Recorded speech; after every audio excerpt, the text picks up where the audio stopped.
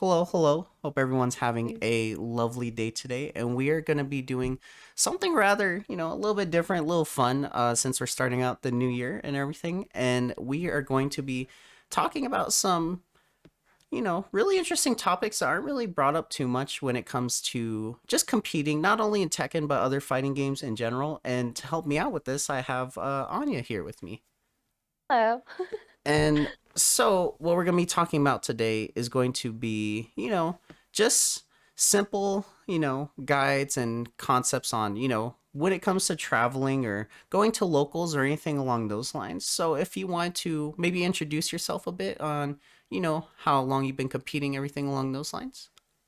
Yeah, of course. Hi, I'm Anya. I'm a competitive Tekken player from Mexico. I also stream. I'm also a content creator and coach. But today we're going to focus on the competition part. So I've been competing for about 10 years, maybe almost 11. I started competing back in 2012. I basically realized that tournaments were accessible to pretty much everyone, unless it's an invitational, which is kind of rare. Everyone can just sign up, really. You can just show up and sign up, or Mm-hmm. maybe sometimes you need to sign up with a little bit of time. But yeah, back then I was very young. I realized there was a tournament in Acapulco here in Mexico. It was a small tournament, but I was like, wow, I can just go there and play. I'm gonna go. And I took a bus.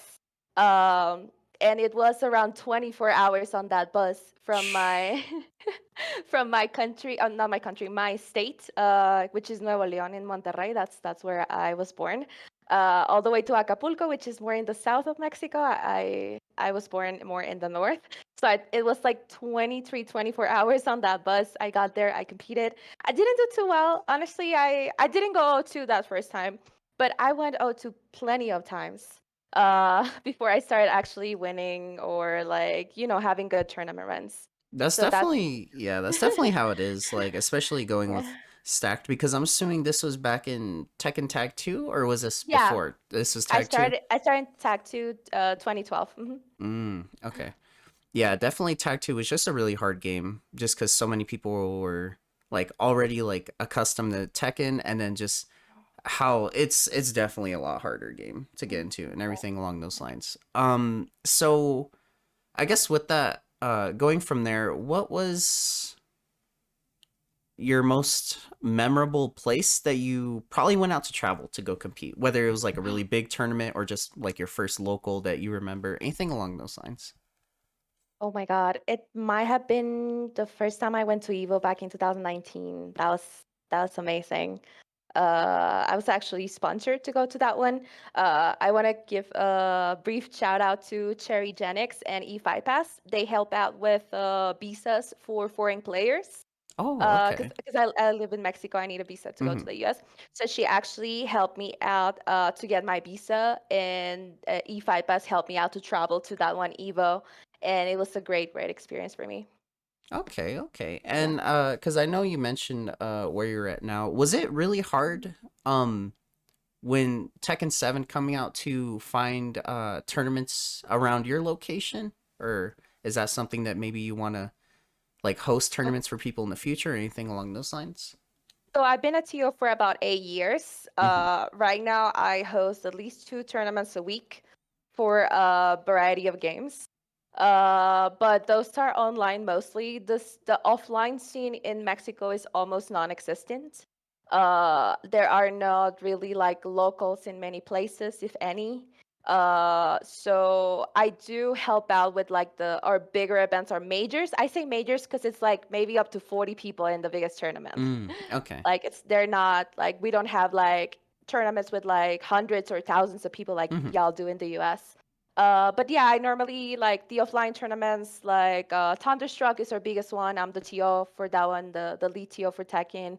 I'm also like we do Smash Factory in Puebla.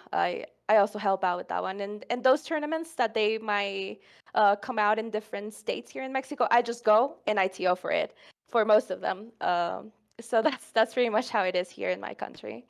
Of course, of course. And Yeah. since you've traveled a lot, has there anywhere else you've traveled like besides like the states, have you gone like as far as like other countries or Yeah. Oh, So, okay. honestly, just here in my country, I've gone to a lot of places in the US, and I've also been twice to Guatemala, which is Central America. Mm-hmm. Yeah, and this year, I'm hoping, I'm planning on at least making it to Canada because I want to visit a new country. Okay. Yeah. And is there how big was the scene when you're out there in Central? In Central America, Mm-hmm. well, it wasn't like a Central America tournament, it was a Guatemala tournament, and Mm-hmm. it was pretty much like ours. It was like 30 some people. Mm. The last time I had the chance of going was, I think it was 2020 or 2021. Um, I can't remember exactly. I think it was 2021, but I went to a tournament and they invited Abel del Maestro. He's a Oh, top Peruvian yes. player. Yeah. Yeah, and that was one of the most memorable tournaments for me because I tried really hard to get to that grand finals and play with him, and I made it. I got second place. He destroyed me. He's amazing, but I it was like a very precious moment for me to get to play at grand finals with him. It Of was a great course. honor. That's just a grand finals in Yeah, general. Yeah, especially yeah, against him. He's such a solid player, so I totally yeah. get that. Has there when starting, what was kind of the things that weren't really told to you that you had to find out on your own when it came to like traveling to go compete or anything? Is there any like, untold stuff that people don't really bring up that's a lifesaver, whether that's like saving a specific amount of money, traveling a certain way, anything along those lines, especially with like Ubers being really expensive nowadays, or some places like Chicago for Combo Breaker, you can't rent a car unless you're like 25. So for younger players, it makes it harder for experiences like that and everything. Yeah, well, I'll be completely honest with you. I travel in the lowest budget possible. I've always done this. Hmm. So I don't ever get like, I rarely get Ubers, things like that. I would say like just plan your budget very, very well as much as you can. I look for like take a bus or a train instead of, and then maybe paying like a $10 Uber instead of $100 Uber, like get out of that airport area. Hmm. So I just budget very well. I am kind of like trying to get the best price for the flights all the time. Always put some budget for food. Actually, look up food places before you go there that you can. I have to do that because I'm vegetarian. So if y'all have food allergies or any special diets, anything like that, that's also a good option. But it also helps you out to kind of budget out what you need. Something that I can also share is that a lot of these bigger tournaments like Evo, if you volunteer to be staff, if you apply to be staff, they normally give you food and money for running Oh, brackets. wow. Okay. So if you're like in a low budget, like I try to travel to so many tournaments, so I try to really budget them out. And for example, last year, 2022, I was staff for Evo, and they paid us $30 per bracket, and they also gave us coupons for food at the food court and a ticket to the arena. And that's pretty much more or less what they give out each year. It might vary a little bit, but that's like a very good option if you're traveling on a budget as And well. the ticket prices stack. Like some of them start getting Yeah. more expensive, so that's really really good that they do that. Yeah. Another thing I wanted to bring up as well, because you were talking about it, was um for getting Ubers outside, like as soon as you land, like in a specific place in an airport. I know they charge extra for picking you up just at the airport in some areas. So I know Yeah, that's another thing exactly. that's really really crazy that most people don't know, for those who like are like barely traveling or anything along those lines, but it costs more as well to get picked up from an airport, and I'm not Like sure a why, lot but more, a yeah. lot more, a lot more. Yeah, something else that I also do is kind of pack like maybe just like sandwiches, like cookies on my backpack because the airport food is so expensive. Mm-hmm. And they actually let you put that through like to go in the plane and everything. What they don't let you is like liquids, like big liquids, Oh, like okay. over 90 milliliters. Mm-hmm. You're not supposed to bring that in the plane. But if you have like some sandwiches, some cookies, you Mm-hmm. can bring that in the airport and just eat that instead of buying like the overpriced airport food. Yeah. Yeah, no, that's definitely Yeah. really really good, cuz yeah, especially with like all the stuff with like, you know, buying tickets for the venues and everything, and then, of course, people for the most time they go there to like support like people who are making merch, buying new arcade sticks, which already is like $400, 300 if you're buying like a Victrix or anything along those lines. So it really adds up. I remember because the biggest one I went to was Combo Breaker in 2019, and it was I was told to save a lot of money, and I underestimated it. I was like, I don't think I'm gonna need to save this much money. And yeah, the Uber rides, and then like being close to the venue, because we Ubered to the venue from the airport, and it was like an hour, maybe like an hour and 15. So it was definitely pretty expensive. And then just yeah, like Yeah. merch, if you want to eat foods with friends, everything, like it really goes a long way. Another thing Yeah. I want to bring up too, it's a lifesaver is, and they're not expensive for the most part. They're like 20 to 30 is just like a portable charger. Those Yeah. definitely are really good because it's I either got one for $4 at GameStop. oh okay. Yeah, it's either really Yeah. hard to like find places that charge like phones, or there's some places that like charge you money to like charge your phone for a bit. Like they'll have stations and everything too. So that's more money you could save on the site also. I have one more. So for example, for us when we travel to the US, we can just put credit on our phone and it works just fine. But Oh. if you go to other places like the Middle East, we had a player from here travel to Israel for a tournament. Uh, they locked their phone number forever because you have to follow certain steps to be able to use your phones in other countries. Wow. I So didn't know that. he had to get a new number and everything. Like that was just like yeah. So always look up those type of things. Like sometimes you also need some other paperwork. Like for example, for us here in Mexico to travel to the U.S., we need a passport and visa. Mhm. Um, and then that's pretty much it. But some other places, they ask you for like certain paperwork, like to fill out some forms like beforehand. So they authorize you to go to that country besides from the visa and passport, or maybe just the passport and then the paperwork. So that's something like that we should also be very much aware of. Mhm. Okay. Yeah. And with that as well, is there like a big tournament you haven't gone to yet that you're like really hoping to make soon, or just wanting to go to see, or anything along those lines? Yeah, so this year, I wanna go for the first time to CEO.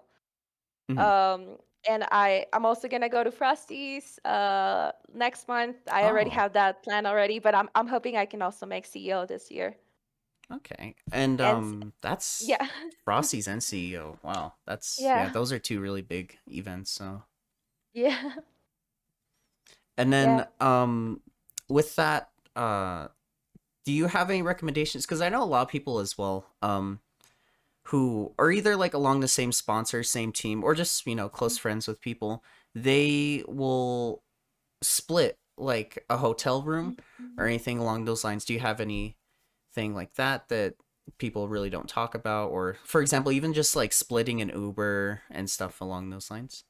I, something that I can advise people is to make a lot of friends, do a lot of networking, because maybe you are going to their city and maybe they can help you out with a ride to the airport if you give them some gas money or stuff like that. It goes a long way in the FGC, and also you can help them out when they end up traveling to your city. So that's like it's good making friends within the community so we can help each other out. Something else that I also wanted to mention that I've seen people actually forget about this or not know about this is that some of these bigger events you have to register weeks before or you're not Mm-hmm. gonna be able to enter. We actually had a Mexican player go to Evo one year and he did not register. He thought he could pay at the door. He Oh. thought he could pay at the door and Mm-hmm. just like play in the bracket. And that's something that is not very common at all for bigger events. So y'all have to plan with time. Yeah, that Yeah. definitely is really scary. Another thing, kind of with what you said with networking and stuff, it really helps out too, because finding players that are locally to the events really help out. Because my most of my experiences with all the players are super welcoming. They're more than happy to help out. Mhm. I got tons of help when I was in Chicago for Combo Breaker, like people there, and then when I went out to Arizona, like people are very willing. So don't ever like, I guess like be afraid or think like like we're all here to like join and compete in these events, and we're more than happy to you know the more people compete, the merrier. So it's really one of those things that we're still trying to grow and everything along those lines. Yes. And with that, was there anything else you wanted to add or anything along those lines? Well, I wanted to add that it's a very beautiful thing actually going to offline events for fighting game tournaments. A lot of people sometimes are afraid to even start competing because they're like, "Oh, I'm so bad. I don't know how to do anything. I'm gonna get beat up. I'm gonna go 0-2." But we all start somewhere. I started traveling to a lot of events, and I wasn't winning a single game. Like that's what helped me start winning games. That's what helped me eventually start having good tournament runs and even winning tournaments. So just do it. If you like competing, if you just like fighting games, like the competition and the tournament setting is very good. It's a very good experience that you're gonna have with that. It really is, and it goes a long way. Just from not only like improving, but just like all the people you meet along the way, and just it goes a long way. It really does. It does. But with that, we will finish there. I appreciate everyone for watching. I'll definitely drop all of Anya's information if you don't know who she is and want to go check her out. But as of now, you guys have a lovely rest of your day. Be safe, take care, and see ya.